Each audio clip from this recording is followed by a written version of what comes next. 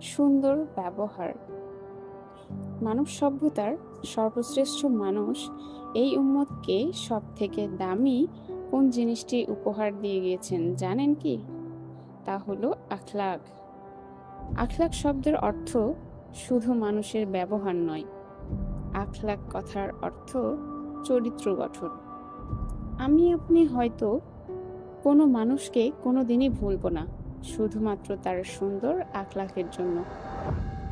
আখলাক বা আদব হলো খাবারের লবণের মতো।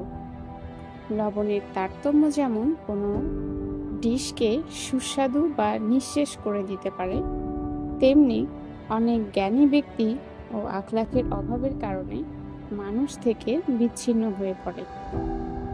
আসুন আজ থেকে নিয়ত করি কারো অর্থ সামাজিক নির্বিশেষে সবার সাথে সম্মান দিয়ে কথা বলবো।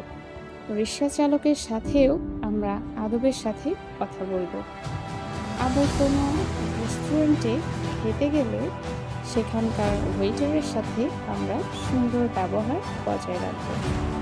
আর ভালো ব্যবহার শুধু বড়দের জন্য বা সমবয়সীদের জন্য না, ছোটদের জন্য ভালো ব্যবহার বা সম্মান দেখানো প্রয়োজন। নবীজি সাল্লাল্লাহু আলাইহি ওয়াসাল্লাম ছোট বয়সদের সাথেও আদবের সাথে বা সম্মানের সাথে কথা বলতেন। পবিত্র কোরআন মাজিদের আল্লাহর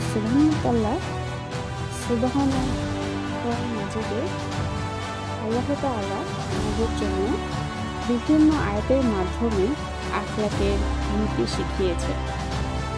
পাথরের হৃদয় চিরে যেভাবে ঝর্ণার বাড়িধারা থেকে ধীরে ধীরে জলপ্রপাতের সৃষ্টি হয়, তেমনি সুন্দর আখলাক কঠিন ও তপ্ত হৃদয়কে নরম করে মানুষকে আল্লাহ মুখী করে তোলে।